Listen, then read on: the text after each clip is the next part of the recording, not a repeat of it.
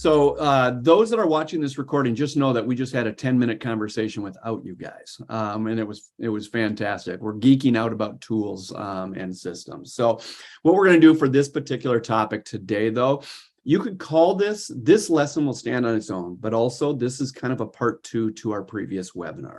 Okay. And what I want to do is take what that previous webinar is, and I want to pull one part of it out. And I want to hammer and focus on that because it does seem to be the one that either confuses people, it's an afterthought, or they think they know what standards are, or they just, what do you even mean by standards? Another comment I got was, Breckheimer, when I talk to you about all of this, here's what I usually, and I've heard this comment multiple times, here's what I realize, I have no standards. So that's another statement. And I'm going to start with the same phrase that I said last week. And if you're taking notes, this is your first note, is the very first thing I'm going to tell you. And there's two keys that we're going to start with. The first one is grant yourself some grace.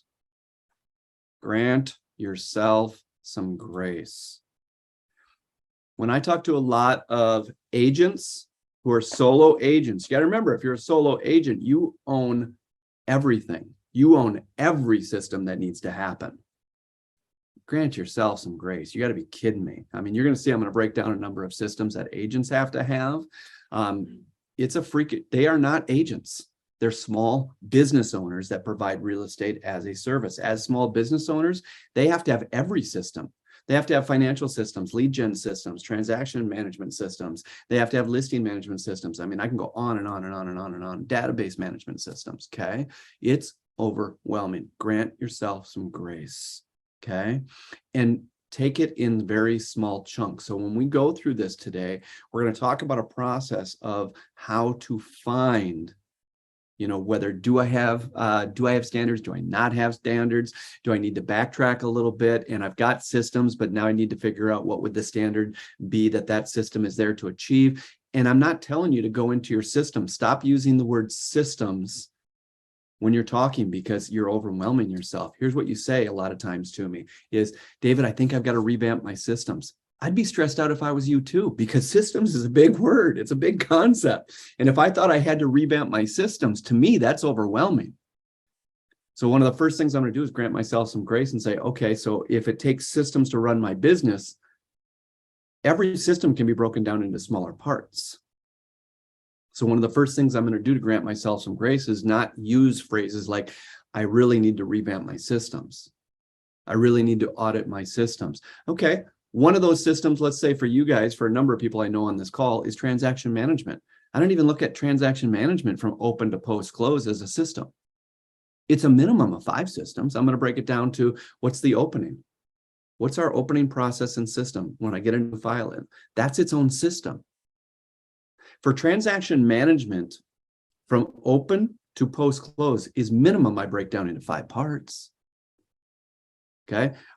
And I see someone taking notes, so I'll just list out what those 5 are for me anyways, is the opening process. Number 2, which is a bit of a smaller process for me anyways, is going to be the inspection period. I do break that up as a separate thing because it's that, generally speaking, what needs to happen during that is after I do all of my openings and doesn't involve anything about my openings, okay? And also, I wanted it as its own because if it doesn't go well and negotiations after inspection don't go well, this deal could just be done. So there's a reason why it stands on its own. The third one I call financials and title. The fourth one is pre-close. And the fifth one is post-close. At a bare minimum, I'm breaking this down into 5 things. And when I look at playing TC at the highest level, I also commonly state it takes 3 things to play TC at the highest level. I'm not talking about being a transaction coordinator business owner. I'm just talking about just transaction management from open to post-close. It takes a dialed-in transaction management system. It takes number 2 is a separate and specific email management system. They are not one and the same. They are separate. And the third one And this is the one I think that a lot of people have trouble with because it's both a system and a learned skill, which the other two are not, in my opinion. Not at this level anyways. The third one is going to be a relationship and communication management system.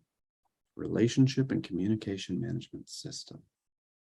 So when people talk about the fact that they need to, whether it is audit their systems, redo their systems, revamp their systems, the first thing that they're doing is they're stressing themselves out because they're seeing everything as one big hole. I'd be stressed too if I was you.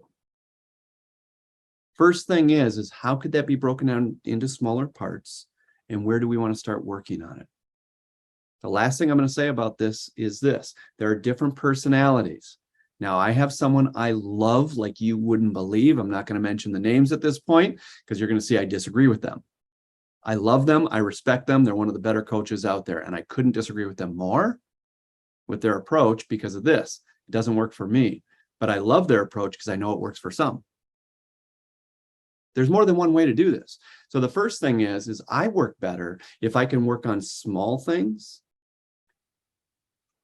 and keep working on small things so I feel like I'm accomplishing things and knocking things out. Her philosophy is you find where the biggest pain is, the biggest problem is, and you work on that. Here's what I know about myself and many people I work with. To work on the biggest thing, number one, is stressful, but number two, it also is going to take the longest to fix, which takes endurance. And most people have a hard enough staying focused for a week, let alone something that's going to be a big project that's going to take 6 months. I'll never finish it. And now they feel like they didn't get anywhere and they just wasted 6 months, and now they're down on themselves.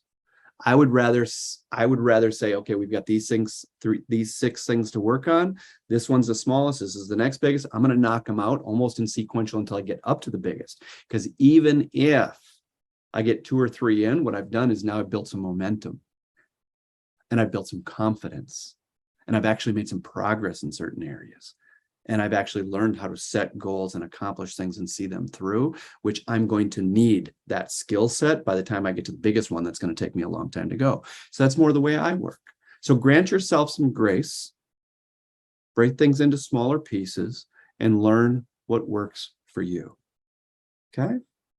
Second thing I'm going to say is, and this is a big one, and we have to start here, besides saying grant yourself some grace, we have to start with this next statement with everything else I'm going to say, is I would write on your sheet false statement and mindset. And then I'll give you the statement. Many of you have heard me say this because I can get a little passionate when we get into this topic. The false statement, you can put in quotation marks, it's all about systems. That is the statement that we hear in this business all the time. It's so false, it's not even funny. But we hear it so often, we've come to believe it. Sometimes we even repeat it. It's not even close to true. It never was true. It never will be true. So the statement is all about it's all about systems. So I'm going to give you the 4 ingredients to a system real quick, and then we're going to dive into what this topic is really about, which is standards today. The 4 ingredients for a system, and Chrissy will put these also in the chat. 4 ingredients. The first ingredient is that a system starts with a standard. In other words, determine your standard. Number 2, system. And that is create a system that achieves the standard that you've set. By the way, a system, well, I'll get into that in a bit. The third one, communication. How do you communicate that system? If you have a system, how do you communicate that to your agent? How do you communicate the system and the standard that it's trying to achieve? If you have a system and a standard for how you communicate with the buyer and seller, for the agent that you're working with, how do you communicate that system to the buyer and seller? You have to know how. You can have a system, but if you don't know how to communicate it to people, how many of these Facebook groups do we see agents, TCs, admin, everybody else complaining that someone doesn't honor the system that they have? It's ridiculous. What did you do to communicate that? Well, it's in our contract. Oh, really? Well, it's in our email. It's at the bottom of our email every day. Really? That's how you communicate that. And you're frustrated. Interesting. Okay. Communication is a system within itself, and it requires a lot more than we give it credit for, but it's also a learned skill. And we want to hide behind our contracts and hide behind our emails and hide behind our tools. It's a skill, and you have to know, not only do you need to know how to communicate it, you need to know how to re-communicate it, and what is the frequency that you need to know how to re-communicate it. Okay. Fourth one, honor. All capital letters, by the way, for me, honor. How many people have systems but don't honor their systems? One system might be of time blocks, but they don't honor their time blocks. Yeah, Carol, that's an honest answer right there. I see Pam put her thumb up. Okay.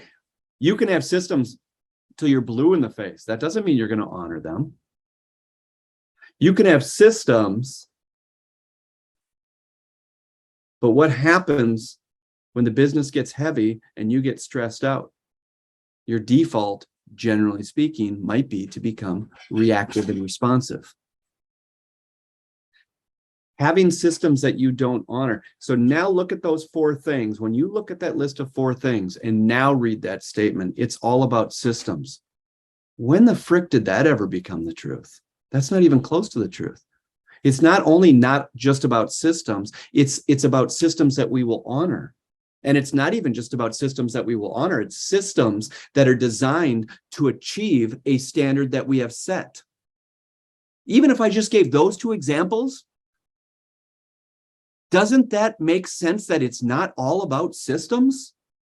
You can have systems that you don't even honor, and you can have systems that have no basis in a standard for it to even achieve. It's not all about systems. Never was, never will be.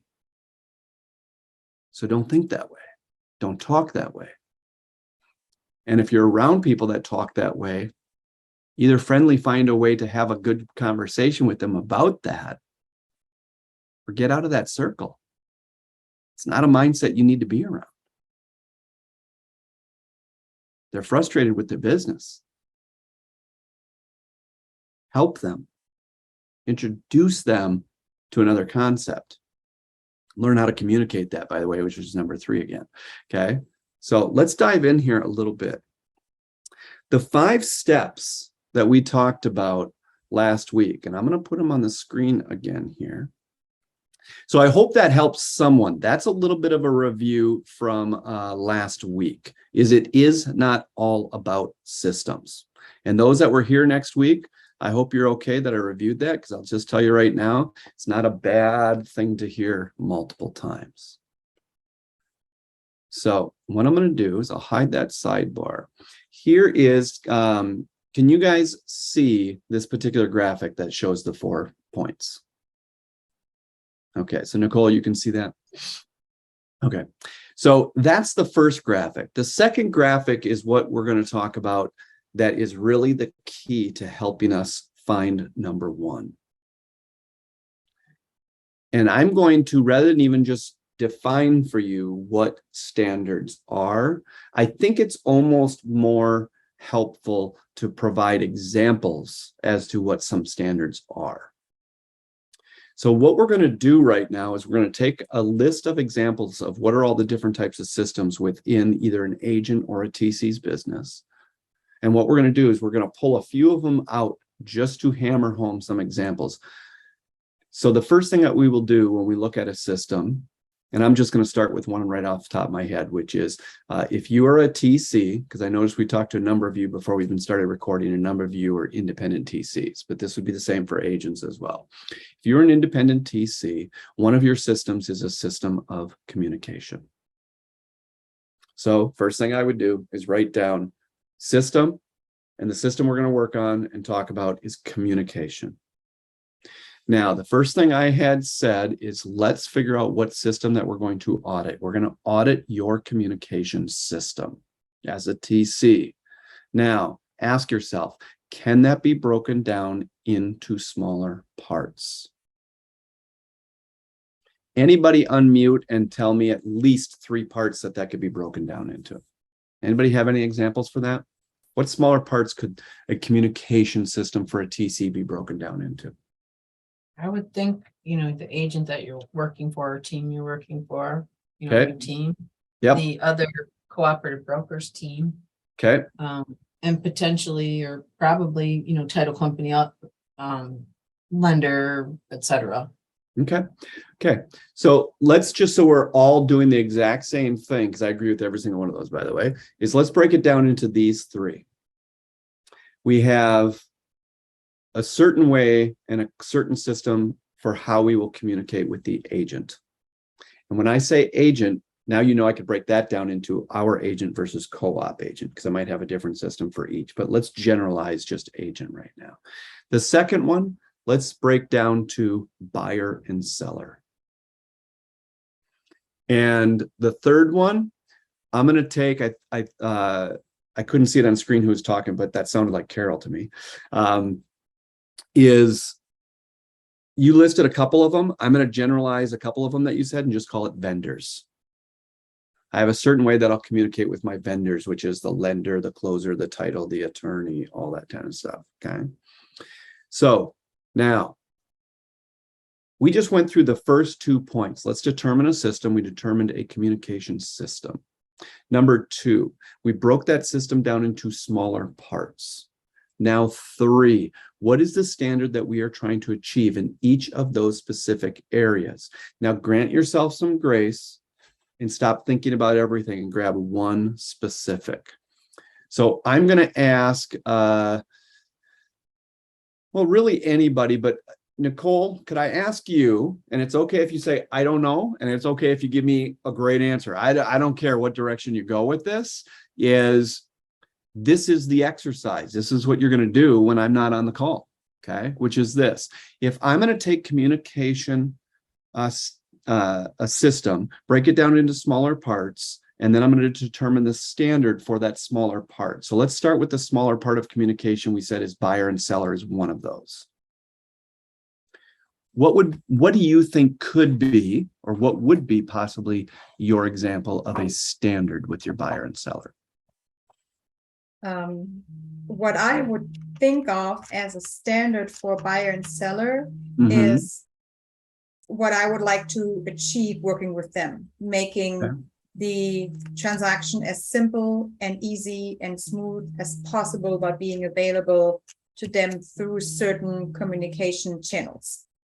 And providing information based on the knowledge that they are not real estate professionals. Okay, so I love everything that you said, and I'm going to give you my translation of what my standard is with the buyer and seller. And I think what you're going to notice is almost everything, I would say everything that you said fits into this, okay? And then a little bit more. Now, here's why I want to share with you the way that I am going to phrase it is because of this, is not only do you want to have systems, you want to break them down into their smaller parts and then take each individual smaller part and determine what is the standard, because you're going to build a system of communication for that buyer and seller. Okay. So remember what a system is. It is there to achieve a standard that you have set. Now, but remember, after we do that, we have to know how to communicate it back to these people. So that's the key that I want to just point out here, is that I want to be able to share it in a way that I can repeat it and communicate it to them, rather than it just being a lengthy explanation of just this, because of this. So here's what it is for me, and here's what my story is to the buyers and the sellers. The fact is that the National Association of Realtors runs a survey of buyers and sellers, if not every year, every couple of years. And it's the same questions each and every time. And when they get to the question that states, what was your biggest, and it could be worded different ways, but what is your biggest disappointment about working with your agents, or what was your biggest disappointment about this transaction? What does anybody here think that the average answer is? Number one answer every time they do the survey. Communication. Yep. And I'm going to add a word, lack of communication. Lack of, yes. Yes. It's not communication was great. It's lack of communication. Okay. That's the number one consistent answer in that survey every single year. And what we do is we are developing systems to achieve the following standard. Not only will you not answer with what we're used to hearing, we are going to make it so that you are incapable of honestly answering that question that way. Not only you won't answer it, you'll be incapable. So what my standard is that the buyer and seller will be incapable of honestly answering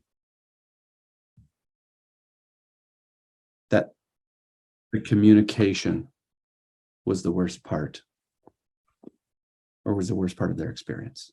That's my standard. So now I have to put a system in place that helps me achieve that standard. Man, Lindsay, you are putting in the miles. Look at you go. Girl's got a treadmill underneath her desk. Now, if we look at it from that point of view, and I'm gonna, I hope you don't mind this, Nicole. I'm gonna just keep dialoguing with you on this one, just to kind of finish this one up since we started it. Does it make sense how I took a complete system and broke it down into smaller parts? Does that make sense? Going from it's just communication as a system, but now I'm breaking it down into smaller parts, which is buyers and sellers, agents and vendors. Does that make sense? There you go. Sorry, no, yes. Okay, now does that make sense taking a larger concept such as communication systems and breaking it down into smaller parts? Does that concept make sense enough that you probably, if I listed out 5 other systems, you and I could do that exact same exercise with 3 or 4 other systems and probably break those into smaller parts as well? Yes. Okay, so that's the first exercise. The second exercise is then when we broke it down into smaller parts, we're just going to go to one and ask ourselves, what is the standard that we're trying to achieve with that specific subcategory? Does that make sense? Yes. Okay. Now, does it also make sense that when we did the standard, we want to be able to come up with a standard in a way, because we already know when we go through the 4 parts of a system, we've got to have a standard, then we have to have a system that helps us achieve the standard. Number 3 is the kicker. Then we've got to communicate it and share it with people. Okay, number 4 is we've got to honor it. Do you see why it's so important, why I put a little time into thinking about what is the story I will tell about that standard? Number 1, that tells a story, brings real clarity to it, but also can be done in a short period of time and in a repetitive manner. So it can't be kind of almost this kind of laundry list or vague. It needs to be almost a story that I can tell that truly gets the point across of what we're trying to achieve with this system that we've built. Okay, because sometimes you will have a system and you know that there's a standard that it's there to achieve, and the agents may look at your system and go, give me a break, can't we just bypass that part and just can't we just do? Yeah, you're shaking your, you've been through this, 100%. Many Okay? times. Anybody who's done a number of files, it would be impossible for them not to shake their head like you just did. Okay, that happens all the time. What we're missing there is, for some people, they have systems, but they really don't even have a standard to lean back on. That system is not really technically there. That system is just, they knew they were supposed to have systems, because remember, it's all about systems, which we know is not true. Correct. But they've been told since they got in this business. Am I wrong on that? Yeah. That is everybody. Okay. They've been told it's all about systems. So they haven't built a system that is there for one purpose and one purpose only, and that is to achieve a standard that they have set. Now, if you don't have a standard that that system is there to achieve, what is the story that you tell the agent? Now that's who we see in all the Facebook groups and everything. People are just annoyed that the agents aren't honoring their system. I wouldn't either if I was the agent. I don't even understand why you've got me jumping through these hoops. Tell me the story, convince me. Yeah. Tell me, oh, this is the best choice I've ever made is to choose you because you have well thought out everything as a system, and that system is there to achieve the standard. What is the standard we're even trying to? And some of these agents are green enough, they don't even know there is a standard to achieve. They don't have a freaking clue. Okay, you're a student of this business and you know that there is a standard that we fall short of all the time with buyers and sellers when it comes to their experience in this transaction. Yeah. The survey's a freaking same every single time. It's lack of communication. Okay. Now, the last thing is now once you have set that standard, you've built a system that's going to help you achieve that standard. You now know how to communicate it with your agents, but you also know how to communicate it to the buyers in the way that the buyers and sellers. Now, I'm nothing special, but the way I communicate it with the buyers and sellers, this is what I hear. It's almost like the buyers and sellers are on scripts. I hear things like this, which are not true, by the way, but it's what comes out of their mouth. When I tell them what the system is, they're like, seriously? That's freaking brilliant. How would you love to hear that from your buyers and sellers? You don't get that by accident. You don't get that because you're just a good speaker. You get that because the system is so well thought out, and then the way that I'm going to communicate it is so well thought out. They'd have to be a complete jerk to turn around almost and say, that's ridiculous. Okay. Now, the key is you've done all that work and you've communicated it. How important is it now for you to finish it out with that honor? You have a system, but how many of us have systems that we don't honor? Now, the last thing that I will say about that, again, I'm nothing special, but agents would come back to me after a closing when I was a TC and go, I'm almost sick of hearing about you at closing, Breckheimer. They talk about you like you freaking walk on water. They think you're amazing, which I find interesting because all I do is I have a system that achieves a standard. They know what that system is. They know what the standard is that we're trying to achieve. I told them how it's going to go down, and then I actually honored it. And this is where they come up with the idea that somehow I'm another level or a freak of nature, whatever else they want to say is because of this. How many people say that they will do something and don't follow through on it? All the time. The fact that not only I said I was going to do something, but I actually followed through on it, and they actually knew the full reason of why I'm following through on it, for some reason, that's considered a high bar to them. They've never had it that well thought out. They've never had it that well communicated. And then they've never had anyone actually follow through on the promises that they made. And to me, now tell me if I'm wrong, shouldn't that be the low bar? Shouldn't that be the bare minimum of how this goes? To me, that's the bare minimum of how this goes. And that's to play this game at a higher level. So that's what we're doing here. Now, the last part of this, once you build that system that achieves that standard, that we're going to stick with that same example with the buyer and seller. If we go ahead and we know what that standard is now for a buyer and seller, and we build a system that is there to achieve the standard, we communicate it properly, and then we honor it. What I'm going to do once I'm done building that system is I am going to audit it against something. Now, each of you may have something different than what I'm about to show, and I'm 100% okay with that, okay? But if you don't have something as good as this, then just who cares? Steal this one. I don't care. It's not like I invented peace, contentment, joy, gratitude, and compassion, okay? So here's what I do. I take a look at that system and I ask myself, is that system scalable? So for me, what does that mean? A couple things on something like this. Is it true that some transaction coordinators are only going to work with maybe 30 to 60 files at a time? Sure. Okay. Now, if they're only going to work on 30 to 60 files at a time and they're going to hire someone, is that system set up so it's duplicatable and scalable? So it's not just that they're a freak of nature and they can handle 30 to 60 files based on that system. Is it set up so anybody could do that same volume that they're doing? Because it's not based on talent, it's based on the system is what allows you to do that kind of business. So for me, my number was usually somewhere closer to around, I like 100 to 125. But let's just call it 100.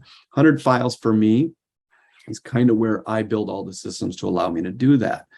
But it can't be whether Breckheimer is any good at this job. It has to do that I can't do 100 because I'm David Breckheimer and I'm really talented. It can't be based on talent. It has to be based on the system is set up so that if life happened without notice and I'm unavailable, anybody could come in with that same system and do the same numbers that I'm doing. It's not about the human, it's about the system, okay? So is what you just created to communicate with those buyers and sellers, the way that you did it, is it scalable, duplicatable, freakishly predictable, efficient, and effective? The scalable and duplicatable comes down to that communication, how you develop that system. Let's say that system involves you actually doing a phone call with them, okay? Well, can you do all those phone calls or do it the way that you're doing it with 30 to 60 files, but you can't with 100. So you have to really take a look at whatever this system is, know what you want your capacity to be, and it has to be scalable and duplicatable within that level of capacity. Okay, so I'm auditing against that. Now for me, I audit everything against the 5x5. Now one of them you notice is joy, which people have heard me talk about is the most misunderstood one. It's not my job to give the buyer and seller joy in this scenario. It is my job to recognize what has the potential to steal their joy and to put systems in place to make sure that it's impossible for those things to happen. We know what steals the buyers and sellers' joy. In a transaction, there are things that could bring them joy, but the fact is because I'm not aware of what steals their joy, that stuff still happens. So they have a hard time experiencing what brings them joy because I haven't done my job to be self-aware of what can steal their joy and put systems in place to negate what steals their joy. Lack of communication will frustrate them and steal their joy. Do you see how all of this, though, what does it come back to? It comes back to one item. The standard. The standard. The standard. What standard is your system trying to achieve? Now, before I go on to something else, Nicole, you just heard babble, babble, babble, babble, babble from Breckheimer. What do you pull from that has any meaning and resonance for you? Definitely the scalability part. Okay. Absolutely. And some of it you just said showed me that when I had to switch to my tools or had to switch in my tools, I did not have to do anything with my systems. That was there. So I just needed to take my systems, put it into the new tool, yes, and make the tool work so yes. I can get my systems up and running to achieve my standard. Yes, thank you. Thank you, thank you, thank you. So let's just touch on that for 3 minutes. I have been asked, why are you so adamant about the stupid verbiage of the difference between tool and system? Systems are not tools, tools are not systems. They're just not. They never were, but that's the way that we use it, interchangeable. The fact is, I'm not saying I'm right on this next statement, but you'd have to work real hard to convince me I'm wrong on this one. And that is this. I don't believe, just because I've been around a while, I just haven't seen it very often. I don't believe that we deserve to have confidence that any tool that we're in today won't look different 3 years from now, or that we will even be in that same tool 3 years from now. I just don't believe it. Okay. How many of them get bought out? How many of them change the way that they do business? How many of them we decide it just costs too much and this one has 85% of the features that I really care about anyway, so I'm going to go to this one because it's cost me half the money? How about we end up networking with someone else and we be in business with someone else and now we're required to go to another tool? I don't care what your answer is and what your reason is. The fact is the idea that you are going to be in the exact same tool 3 years and 5 years from now that you are today is not backed up by history. It's just not. So if how you do business is based on your tool, you are a hurting product when it comes to the point that you need to switch tools. Now, my understanding, if I got it right, Nicole, is that you were with a product that you were starting to get pretty pumped about, excited about building out and everything. They got bought out. That product may still even exist, but it's no longer going to be available to the customer base that you are. They're going to use it for a different purpose. You actually had the choice taken away from you whether you could even use that tool anymore. And you had to move. So the deal is this, is if you know what a system is, you have to know what a system is, and you have to be able to communicate that system and draw that system out outside of any tool, period. Now, why did I become so adamant? Because I've been doing this in some shape or form since 97. How many tools do you think I've had to jump from? It's easier if I know my systems inside and out. And this tool, the way I see the tool is only there to help me to implement my systems. What is my system? My thought process, my standards. So draw out and think about your systems in the way that we're talking about them here. Because now that we've gone through that, now, Nicole, where it benefits you is you might have had systems. Now you're just auditing your systems a little bit and saying, okay, so let's take that system of communication. Let's break it down into smaller parts, say a communication system. Okay, a communication system can now be broken down into buyers and sellers, agents, and say vendors. Now, each one of those can be broken down into even more subcategories if you wanted to, okay? Co-op agent versus my agent, blah, blah, blah, okay? But with the buyer and seller, just that example that we used, what's the standard? Then ask yourself, do I know what my standard is? Does this system achieve the standard? And don't feel bad about this next statement. Anybody who listens to this, the average person I've ever asked that about, they'll say, I don't know, I just built this system because it seemed like kind of like a good way to go. Okay, but what standard is it trying to achieve? And that's where they've never gone that deep, ever. Sometimes they don't even know what I'm talking about. Other times they're like, I don't really have a standard. I literally just kind of thought this might be a good way to go.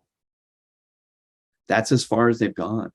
But if you know that you have a standard, now I have a system. Now from there, whatever tool I go into, how will that tool help me achieve the standard that I've set? I may have to tweak my system and process a little bit. The key here is still the standard, not the system, but the system is a key part of it. And then the tool helps you determine based on each tool how you will implement to help you achieve that standard, period. I am hitting on standards over and over and over and over and over on this call for a reason. And then the next slide that we went to, and these will all be available to you guys, is my process is for, especially with someone who has at least some type of system. Can you look at your system, determine what you're looking at, break it down into parts like we just did, blah, blah, blah, blah, blah. You guys have heard all of that. So the last thing I'm going to show you is going to be, in fact, I'll slide over here. You guys are going to get some notes, but here would be one example of what I did with a number of agents that I was working with, because I do a lot of work with just solo agents as well. Solo agents that are trying to figure out how to even run their business and run their life, because all of a sudden they thought that they'd just come in and they're a realtor and who cares, I get a listing, I get a buyer, and I make money. Okay, not realizing, oh shoot, I'm a small business owner now. I didn't realize how much is involved in this. And I'm like, yeah, you have to have a lead generation system. You have to have a time management system. You have to have a relationship communication system, listing management system, transaction management system. Is there any chance I can keep going on, but do you want to outsource any of these? Because right now you can't be everything. You certainly, as a new agent, could hire someone to own some of these things, but do you want to take on a payroll yet? Are you willing to take the risk of a payroll? And if you're great at systems, then maybe you've already developed systems and you're going to hand them over to that person on payroll. But let's just be honest, you're an agent, you suck at systems. And so what's going to end up happening is you're probably going to hire someone and they better be better at systems than you are. And if you want to hire someone that's better at systems than you are, they don't come for free. You don't pay a minimum wage. They're going to get paid a high rate. So are you ready for that salary and to pay for someone who's actually qualified to do this work? Or do we want to find a few of your systems that right now you don't want to own in your business and you're willing to outsource? And so that's where transaction coordinators come into place. As one example, independent transaction coordinators, okay? So there's marketing systems, database management system, referral systems, testimonial systems, personal growth. So I'm going to give you, because I think that this applies to many of you. So let's do the same thing with the personal versus, professional growth and professional knowledge. Those are two different things. And I think most people's system is for professional knowledge, if you're a licensed agent or a licensed TC or a licensed broker, your system is to somehow be notified within a couple weeks prior to your license expiring that you need to take some CE courses. That's about the extent of your system, okay? And it may not even be a system. It might just be someone was kind enough to remind you by them saying, "Oh my gosh, I'm going to lose my license because I'm behind on my CE credits," and you go, "Oh, crap, me too." That might be the closest thing you have to a system for this. Okay, so for me, I actually build systems around growth and knowledge. These are two separate systems. Okay, so when you think of it, do I have an education system? Yes, I have an education system. I'll break it down into two parts. One of them is going to be growth and one of them is going to be knowledge. So the growth for me, I'm going to break that down into subcategories: leadership, coaching, and I can list out a couple other specific skills. Now, for leadership, I have a specific standard that I'm trying to achieve with the type of leader that I'm going to be. And are my systems going to help me achieve that? For knowledge, which is the next one, professional growth, was the top one. Leadership, specific skills, coaching, so on and so forth. Professional knowledge would be CE, is what I call it, continuing education. And then I would put in parentheses required. Okay. What else is another one? I can think of at least three just off the top of my head. Anybody tell me what would some of the other subcategories for professional knowledge be? You have to have a system around this. What would they be? What would be some examples? Market statistics. Ooh, beautiful. That's I have CE, and then the next one I have is market trends. So yes, 100%. 100%. What would be another one?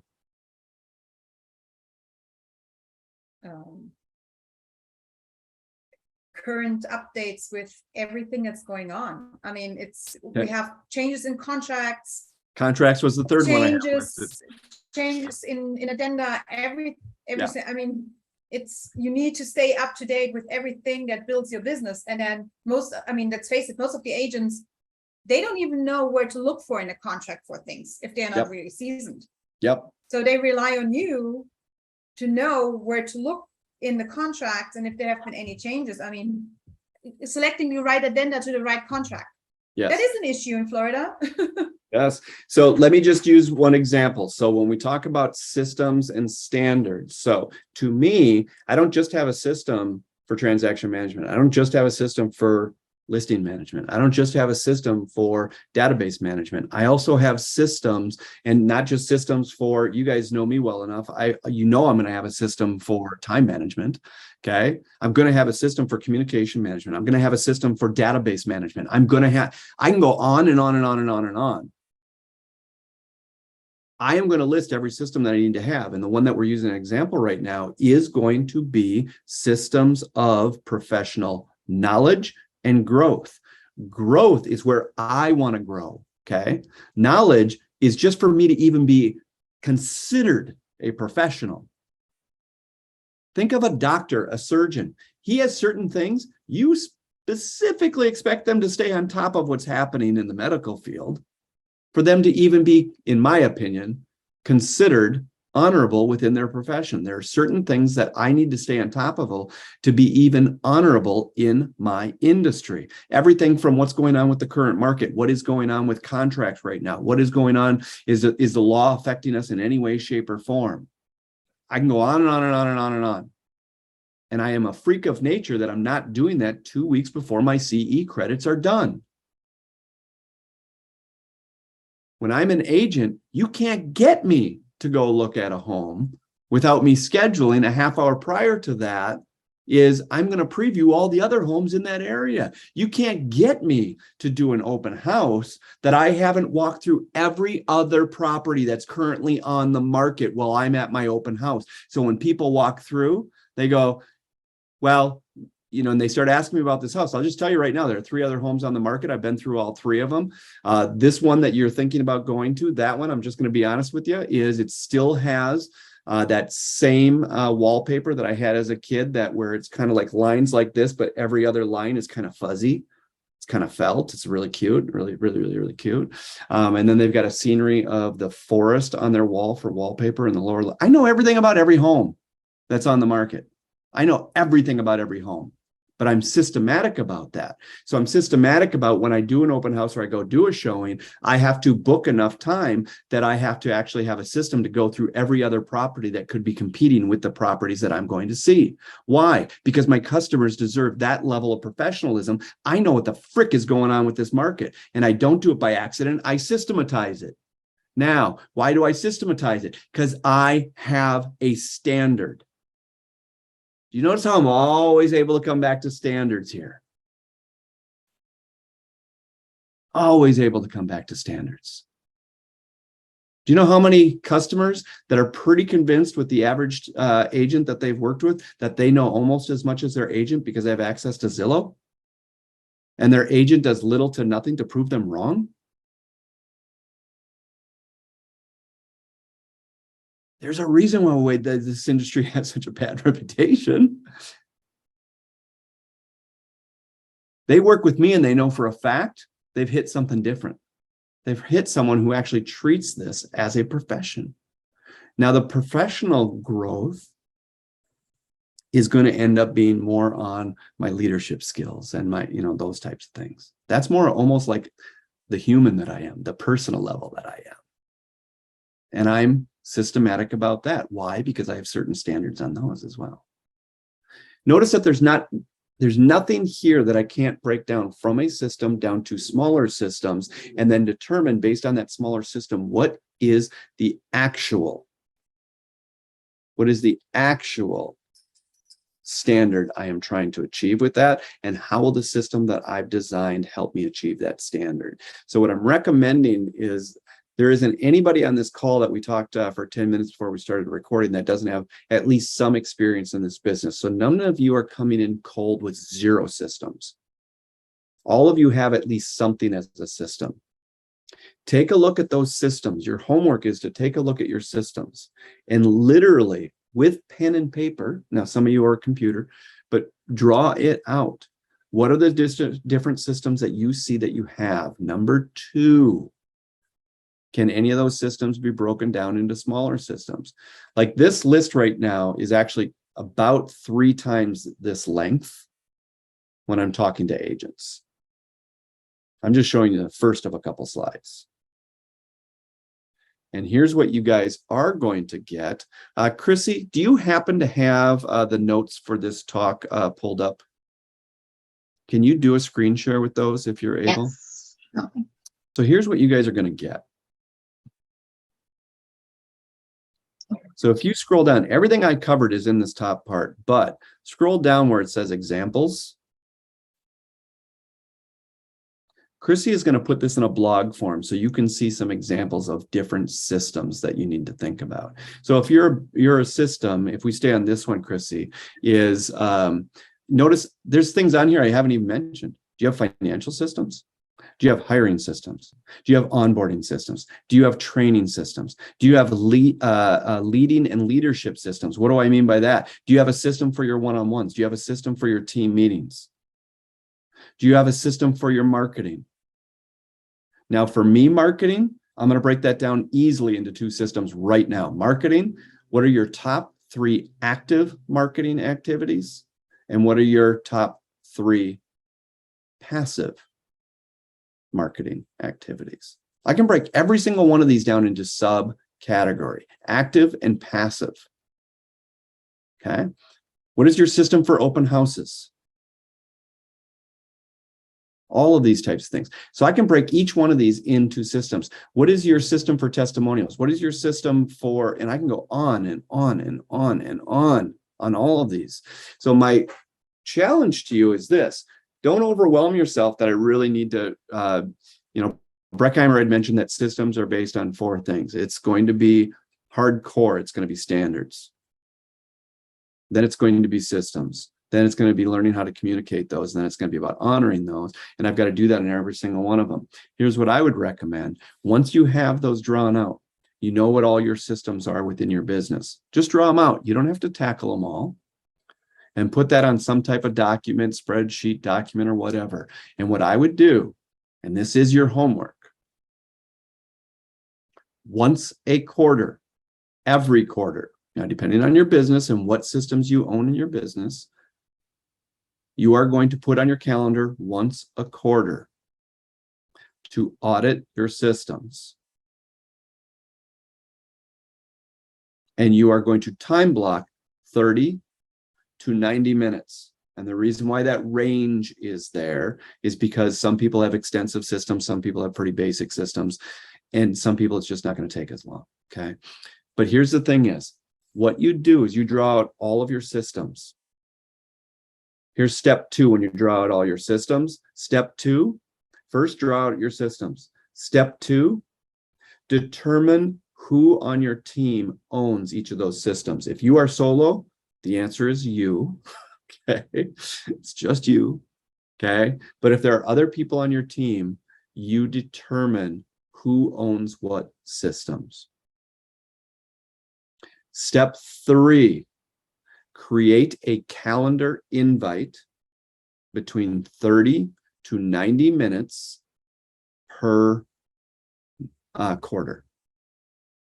And what you're going to do during those 30 to 90 minutes, everybody goes to the systems that they own. And here's what I'm looking for. And this is what I mean by grant yourself some freaking grace. What you're going to do is say, next quarter, I'm going to refine these 2 systems. So the last step is determine what are the 2 systems that will get your attention, that will earn your attention next quarter. I typically use the phrase earn. What are the 2 systems that will earn your time and attention next quarter? And then what I do, I just work on 2 systems per quarter. Now, Chrissy knows this. One thing Chrissy is doing is Chrissy is kind of drawing out what systems does she feel that she owns. And I want to know what are the 2 systems next quarter, because Chrissy's on my team. I don't own every system anymore. And we're building out some new systems based on some things that we're going to be working on. But what are the 2 systems that really deserve her attention next quarter? Now, for me, I had 2 for this quarter. I knocked those out. I feel so good about them. They felt so good when I got those refined. Next quarter, I know what one of my 2 systems are, and I haven't even gone through the audit yet, just because I know I want to tackle that one next quarter. But here's the thing is, I do audit the systems every quarter. And if you do that every quarter, it's very non-overwhelming. And the reason why is because it's an ongoing thing. So after a while, the systems have gotten pretty refined. Really, all you're doing is you're checking them. Why are you checking them every quarter? Is there a chance that life happens without notice at any time?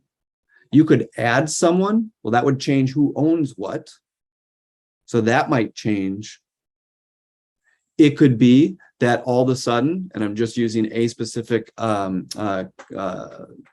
that I know, that took on basically 3 teams in about a month and a half's period of time, which quadrupled her volume. And her systems needed to be put in check real quick. Okay. The fact is, life changes without notice. So if I'm checking it every quarter, as a change happens, I'm able to do something about it.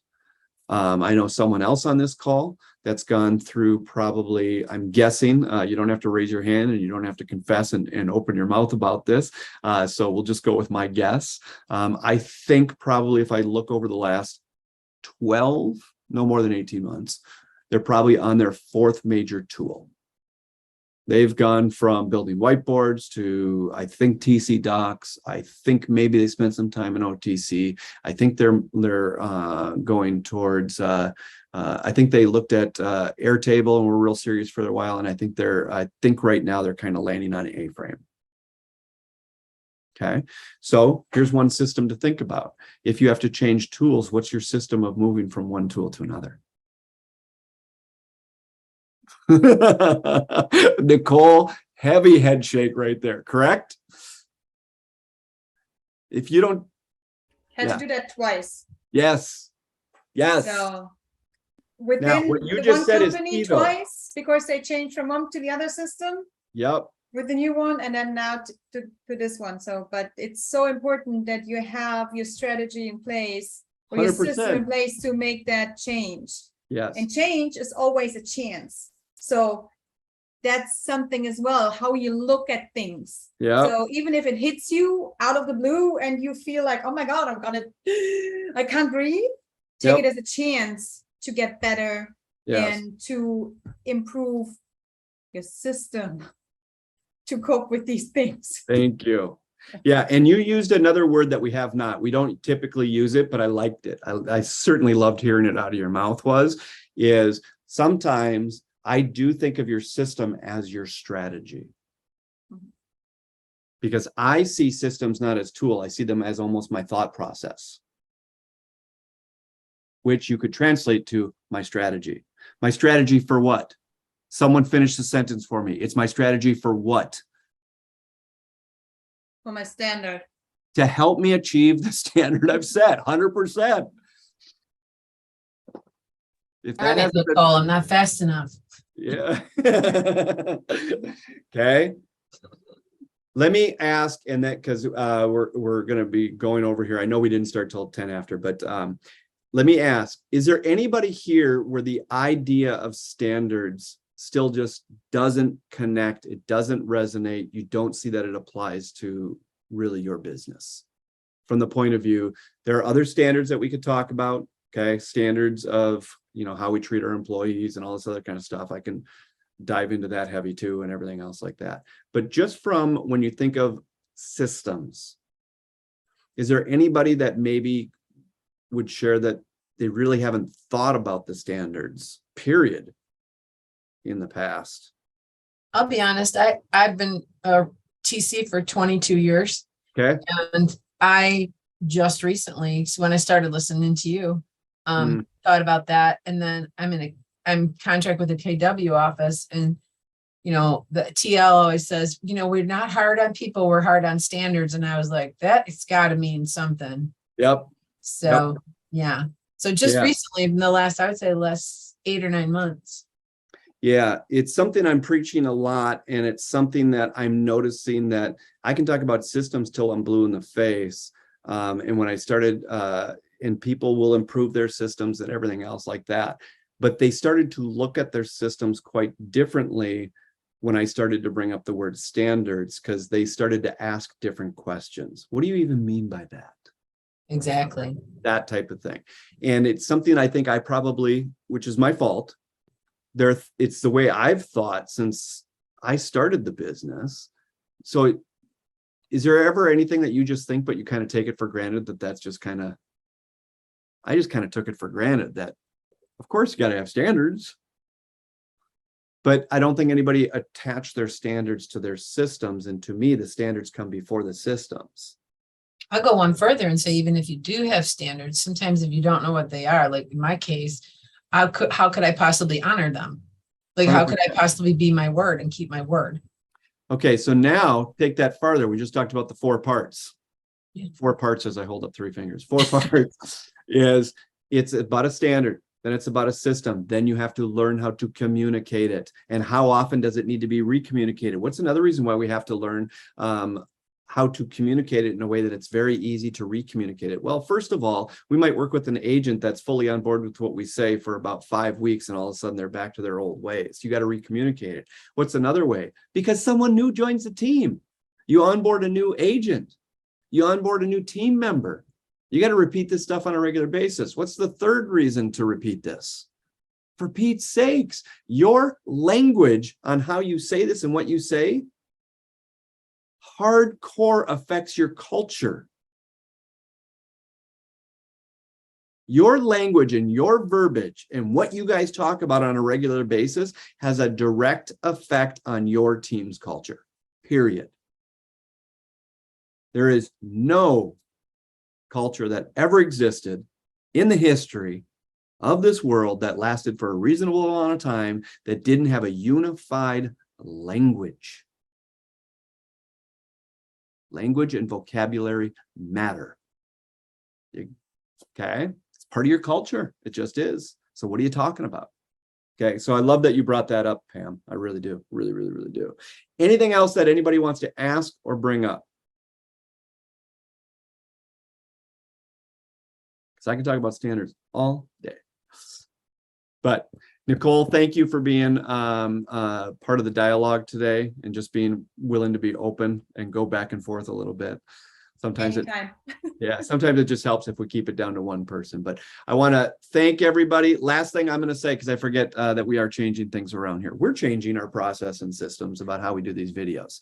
We have a bunch of new things that we want to add to the membership, our membership. And quite frankly, it's already almost got too much content. So now it's just hard to find anything.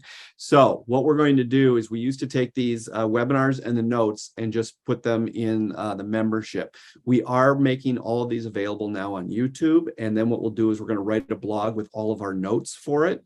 And our blog, you don't have to have membership or anything. Just go to the blog. The blog will be every note that you just saw Chrissy post from me up there. It'll just look nicer by the time she posts it. And the blog will have a direct link to the YouTube replay and have all the notes for this particular lesson. And then we're going to fill up the membership with more courses, more full-blown courses rather than one-off lessons like this and stuff like that. So you will find all this stuff. Chrissy's goal is that we have, Chrissy's awesome. You said that's awesome. I said Chrissy's awesome. But what she is going to do is we have a webinar the 1st and 3rd Friday of every month. And then what she will do is repost the replay and all the notes in the blog the following Friday. Okay, so it should be up by the following Friday. All right, everybody, have an awesome day. Love seeing all of you guys.